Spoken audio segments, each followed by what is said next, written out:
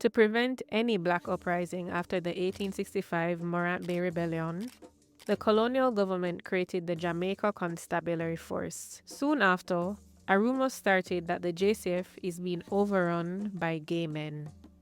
In 1951, the rumors got so bad that the government ordered a commission of inquiry to investigate the homosexual behaviors in the police force. In 1969, the rumor resurfaced when Thomas Wright wrote a Gleaner article stating that homosexuality within the force is the reason for its low recruiting numbers. Weeks later, there were calls for a psychiatry evaluation of Jamaica's police officers to cure them from homosexuality. Almost 30 years later, in August 1997, a condom distribution scheme in the island's prisons was proposed to curb rising HIV/AIDS cases. This was not welcomed by law enforcement and prisoners, who believed they'd be labeled homosexuals. And so, for the next 3 days, alleged gay prisoners were attacked and murdered in Jamaica's two largest prisons, the St. Catherine Adult Correctional Center and the Tower Street Adult Correctional Center. Then in 2009, MP Ernest Smith declared in Parliament that the JCF was being overrun with gays. Immediately, backlash came from the force and the wider society.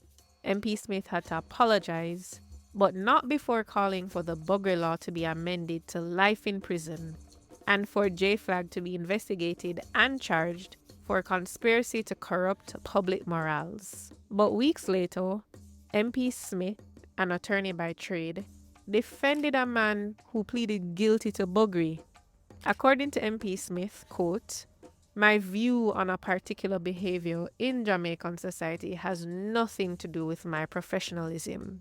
Still, the rumor has showed up in Jamaica's popular culture. Claude McKay's 1912 poetry collection, Constab Ballads, has a few poems that address gay intimacy in the JCF.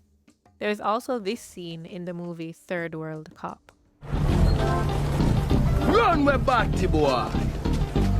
In the play Bashment Granny 2, Keith Ramsey plays the sassy police officer Shibada, who deviates from what Jamaicans define as masculine. Even though the rumor is no longer popular, many social scientists stated that it's the colonial origins of the force why it started in the first place, and why, to this day, many Jamaicans still don't trust the police.